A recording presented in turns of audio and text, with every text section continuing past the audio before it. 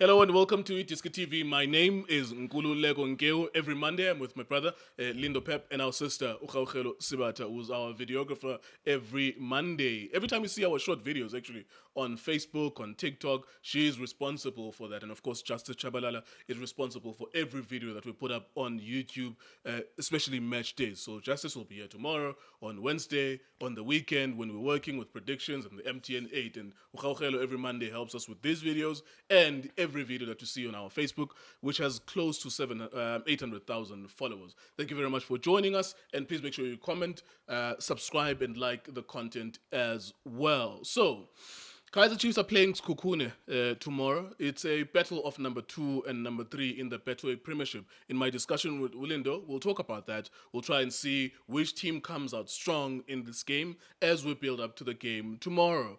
In the second half of this video, we'll talk about Orlando Pirates and their depth, and maybe that's the reason why they won the MTN 8. We'll also maybe juxtapose that with how they lost the league title last season, as they were number 1 for a very long time, but by the time we hit January, maybe there was a problem of depth. We have to keep talking Orlando Pirates. They won the MTN 8, and we have to congratulate the team and pay tribute to the team for winning that tournament. Lindo Pep, thank you very much for joining us, sir.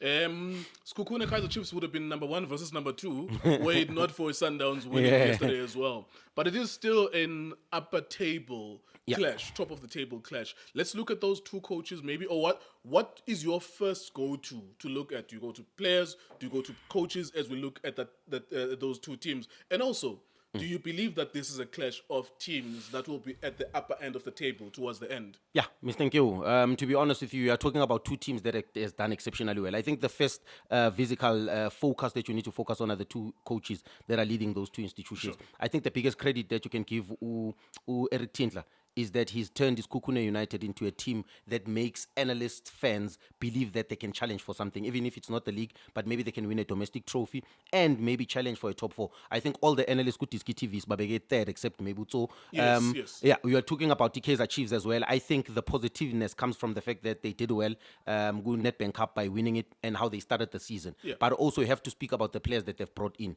In the 10 players that they've brought in, there's about 4 that I really, really like. And in my opinion, I'm talking about quality, but not just quality, improvement from the team. What I've seen from the Kaizer Chiefs, from a tactical, technical, and a coaching perspective, from the coaches first, I've seen an improvement in terms of less emotions, the emotional intelligence. Yeah. I've seen them make very good substitutions in the second half. That tells you, number 1, they read the game. Number 2 is that they know how to interpret the game and they trust the players. And then when you're looking at it from a tactical perspective, I think they understand what Kaizer Chiefs needs at the moment. Kaizer Chiefs last season, they've been a team that creates opportunities, but they couldn't defend. They lacked the tactical discipline, Mr. Nkewu. And we spoke about it yesterday, that sometimes the difference between us South African players, coaches, even where my European Ashanga corner is the ability to organize teams without the ball, the tactical discipline, knowing when and what to do with and without the ball. And let's look at Chiefs a little bit more. I want to bring a very important point here. Yeah. I'm always very careful of football and football people and what they think and what they don't think. Wadu is a plumber, and then Wadu wins a trophy, he's a genius. You know, Cardoso must go, and then Cardoso wins the Champions League, he's a genius. It's always the juxtaposition between two extreme positions. Yeah. With Kaizer Chiefs, my worry at the beginning of the season was that Unabi was out, he had to attend to his wife, and his assistants had to continue with the team, and they won matches. When Nabi came back, do you know what my fear was? Was that I hope he doesn't lose because football people are like that. They follow some conventional wisdom, which is not wisdom, is that if he comes back and he loses, it will be because when you were not there, we were winning, but now that you are here, we are losing, for example. So I'm happy that he came back and the team still maintained some wins as well. Yeah, I'm a fans are sealing. I'm a players, eh? Yeah. Players can, for sure. Well. For we sure. can make that mistake of it's false equivalence. Yeah. That's what it's called. Yes, Mr. Nkewu, where I want to get this, ne? And this is a very interesting conversation about Unabi. And we are both coaches. We've both done AMAC licenses and all of those things. You know, there's something that's called improvement and growth. And for me, I will maintain and say that North Africans will struggle to coach a South African team.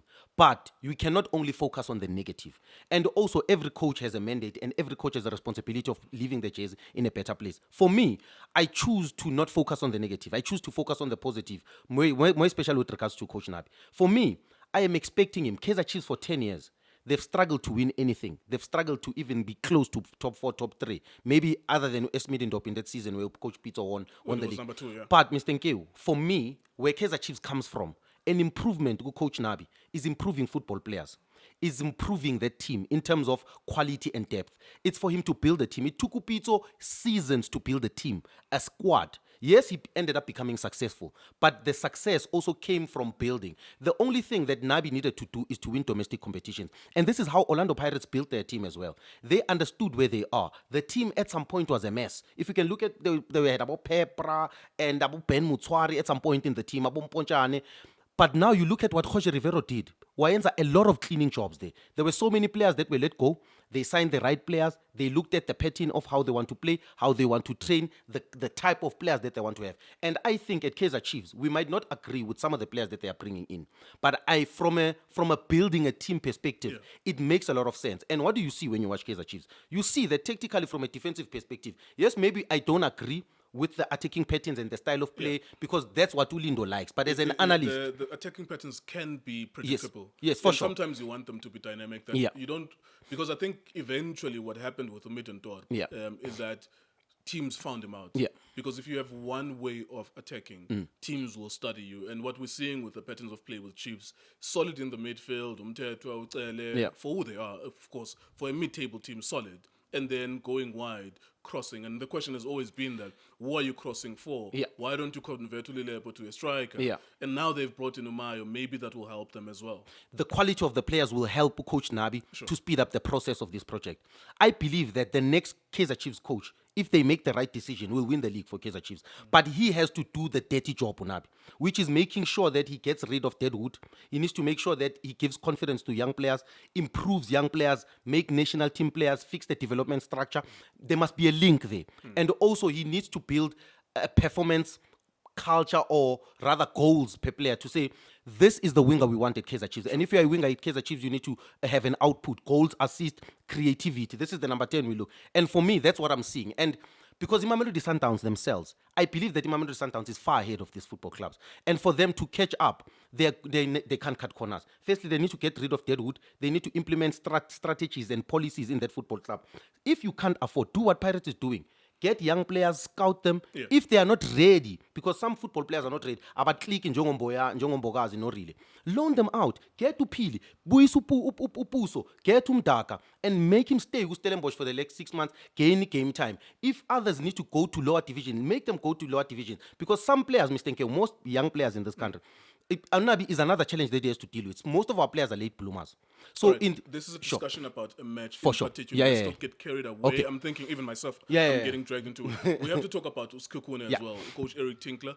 Keleso Makhalo has had a good start. He finished really well last season. One of the players of the season in terms of his stats. Might not look good on the eye, but he does effective things. And I think he already has 5 assists so far. Upradli Khoropla is getting close to Peter Shalulile as the highest ever goal scorer in the history of the league. He has over 120 goals as well. And he's scored maybe 2 or 3 or 4 goals so far this season. And also I want us to Kabele's Balin. We're going now to the game between Chiefs and Sekhukhune.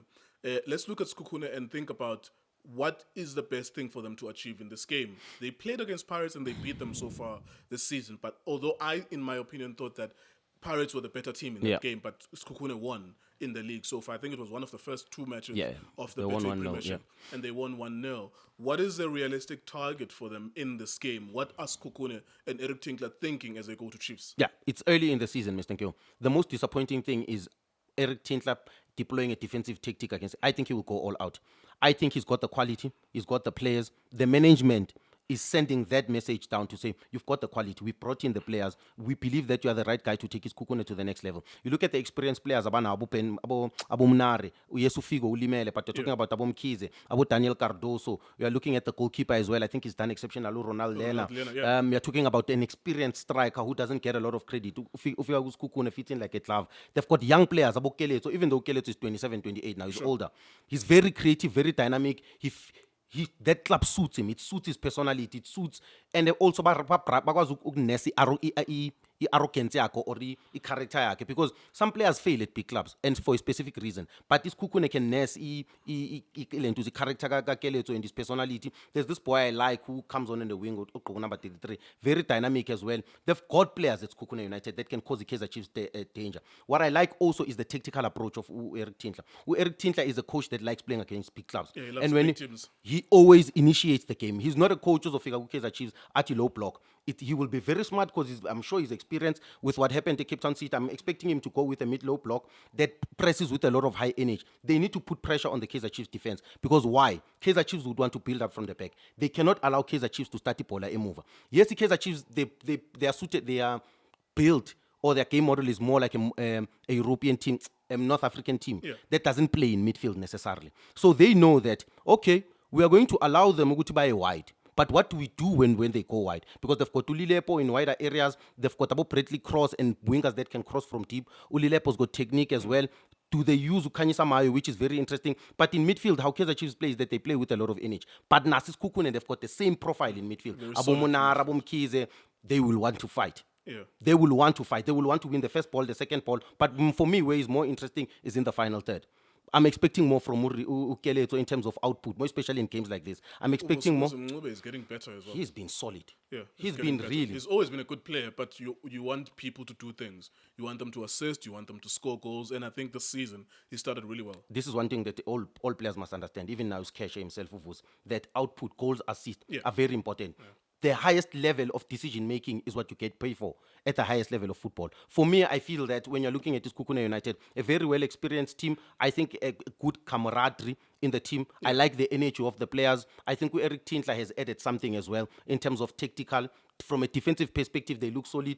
They don't look like a team that can concede anytime, and which is very important. Let's go to your predictions then tomorrow. What do you foresee?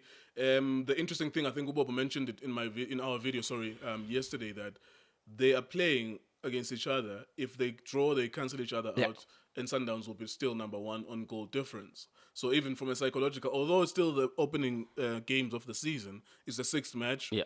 From a psychological perspective, one of them needs to win so that they go back to being number one in the league. I see Bradley Grobler scoring, meaning that Kaizer Chiefs will concede their first goal this season. I do see Bradley Grobler. I do see Sekhukhune playing in patches. I do see Kaizer Chiefs as well playing in patches. But there's something about the 12th man that I don't want to exclude from a Kaizer Chiefs perspective. And that's a home game at Kaizer Chiefs. I was actually having a conversation in Owawa now. They are saying they're going to make that game very uncomfortable for Sekhukhune United. From the fans' perspective, the players need to play their role. But I do see a draw myself. I do see them cancelling each other. In terms of quality, both teams have the same type of quality. They both have goal scorers in their teams. Sekhukhune have Grobler. Kaizer Chiefs do have Augustin Serino. So for me, I do see a 1-1 result because both teams will cancel each other. I think it's not going to be an open game. All right, 1-1 for you, 1-1. Chiefs. Thank you so much. Yeah. We'll switch gears then to an important discussion. Orlando Pirates won their fourth in a row, MTN 8 over the past weekend. The match finished 0-0 in 90 minutes. If it was a league game, it would have been a draw, 1 point each. However, the takeaway from the videos, if you were paying attention to us, and you always do, of course, is that almost all the analysts were saying one thing. The game was won from the bench. The Orlando Pirates' difference between them and Stellenbosch was the quality of the squad and the depth of Orlando Pirates. Orlando Pirates called Mabasa, they called Apolis, they called Moremi, and all three of them were involved in all three of those goals. So congratulations to Orlando Pirates. We did justice, of course, over the weekend as we previewed the game, we did the game. We're not going to recover the game, but we want to talk about the importance of it depth. Lindo, we spoke about depth last season as Orlando Pirates were falling away from the title chase. And we said that they needed to get to Apolis in January last season if they wanted to maintain a title chase against the Sundowns. Now, I even said that Mufokeng would have been player of the season for me because I always back him. Yeah. Up until February, March, April, where he faded, there was a stretch of like 8 matches where he did nothing in terms of goals, assists, outputs in the game. He's still a good player, good touches, good movement of the ball, but he didn't do much in that period, February, March, April. And you thought, okay, if they had someone to be able to share the load with, then Orlando Pirates would have maintained a very stable title chase. Now, they've added depth this past season. And you can see from their bench, it's national team players, and they're very dangerous, even with their starting lineup as well. How important is that to have quality on the lineup and quality on the bench? Oh my God. And some of the quality and the depth has improved some of the players that are there. You look at the game that Urile Mfukeng. I went home to rewatch the game. My God, Urile was so good. I think he was so good. And I think that iron sharpens iron, in my opinion. I always use those words. And I believe that the quality and depth that they signed offers them completely different qualities. And I need to give credit to Orlando Pirates for not for learning from Mamelodi Sundowns. They knew, now they understand that they need certain qualities because certain players have limitations in modern football. So they need certain qualities for certain games.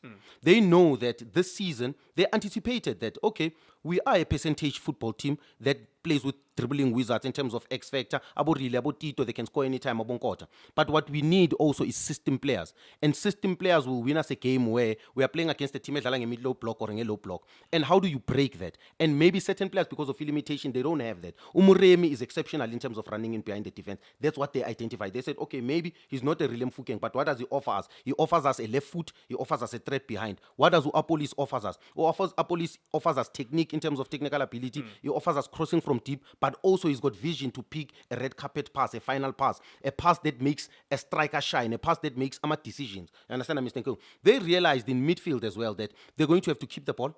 They are looking for control, but also they cannot lose the energy, they cannot lose the fight, and they cannot lose the control, they cannot lose the shape in midfield. And that's what Unduli brings. Unduli doesn't bring other thing except aggression and bringing the shape. Umbata bringing the legs, he's got volume to cover distance, he's improved his forward passing. Utito brings in the X factor. Umbule as well, he brings in the X factor. Umbule, I was expecting that, yes, you don't use both Utito and Umbule, but how you use them is second half, 68 minutes, you are drawing 1-1, you are away in Africa, you are away against the Baroka. You need a player coach. You need a player with arrogance who wants to prove himself. And you're talking about Tutito, you're talking about Tumbule in that space. You're looking at the centre backs that they have. Even though they had 5 top-class centre backs, Usesane, Umbogazi, Utoki, Usbisi, they still bring in a quality centre back. It's because they understand that they understand that depth is more important, but not just depth. Also, there's the reality of injuries and suspensions. Injuries, suspensions. If you're Orlando Pirates, which is one of the greatest institutions we've ever seen in this country and on the continent, that means you're going to be fighting on all fronts. It's going to be MTN 8, it's going to be Culling, it's going to be the Betway Premiership, which they need to fight there, and they did last year. It's going to be CAF Champions League, they need to fight there, and they did last year. So if you're going to be fighting on all of these fronts and the Nedbank Cup as well, then there will be naturally injuries, fatigue, and suspensions. And I think this year, and that's why I was saying to you, I got your point that you're saying the team is more suited to winning the CAF Champions League or a cup competition. And you can't dispute that because they've had cup pedigree. Yeah. And I think they've won the most cup competitions, I think, in the PSL in the last 4 years, maybe. If you calculate the number of times Jose won trophies, right, versus everyone else. But I do think that they were also doing the depth and the improvement of quality to supplement for the chase in the title. For sure. Because the title is a marathon and it's 30 matches. It starts from August until May. It's 10 months. So they were also looking at who can be able to help us win the league. And I think that's why they brought in Uwadu as well.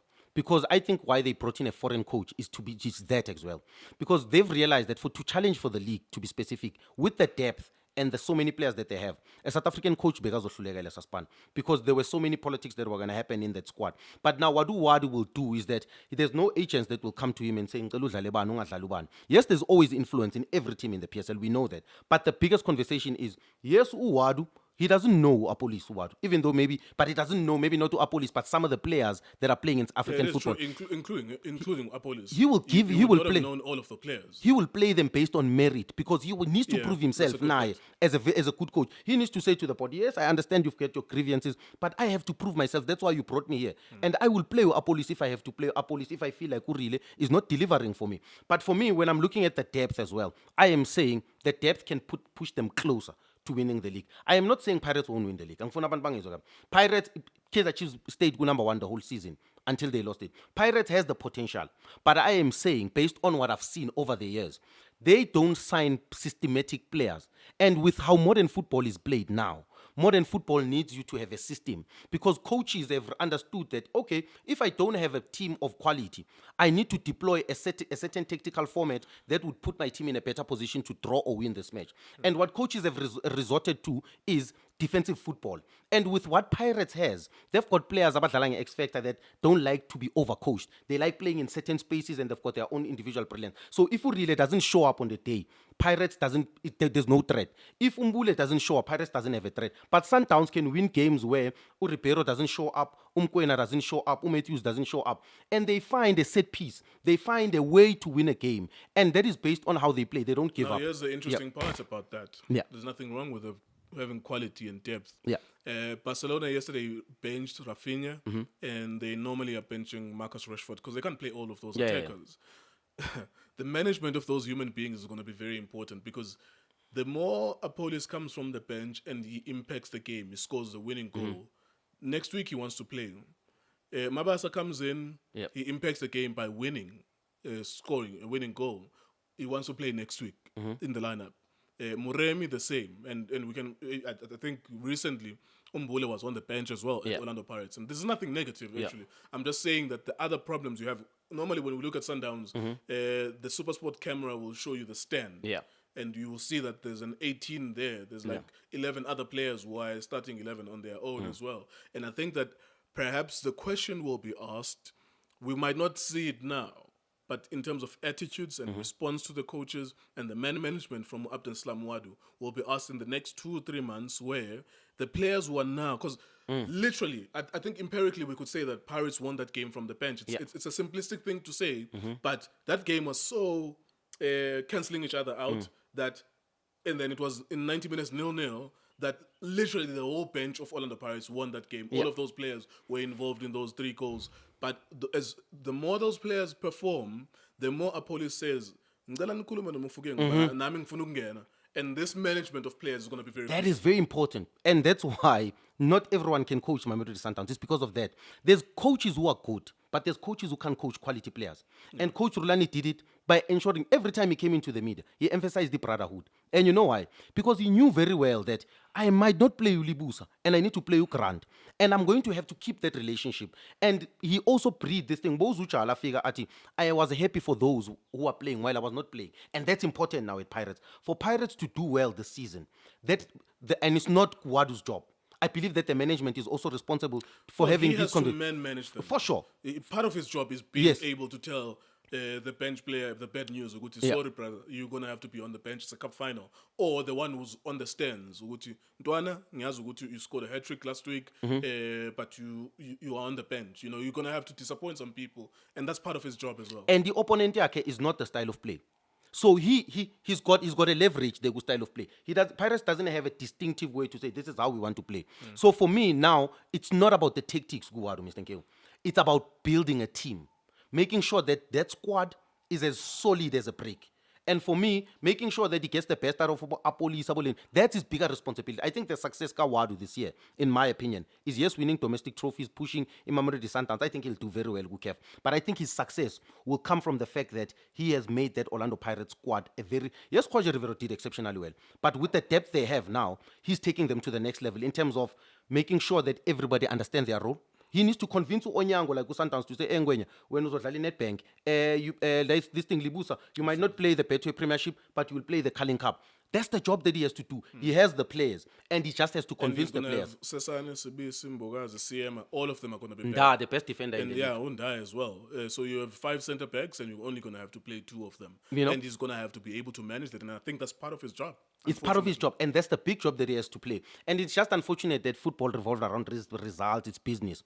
But if we were to assess this guy's season, if this guy was to get second, win a double, take Pirates to the semi-final of the CAF Champions League, I believe for me he would be very successful in my opinion. It would be nice for Pirates to win the league, obviously. But now, if he achieves those things that you mentioned, it would still be. It's maintaining a level that they were.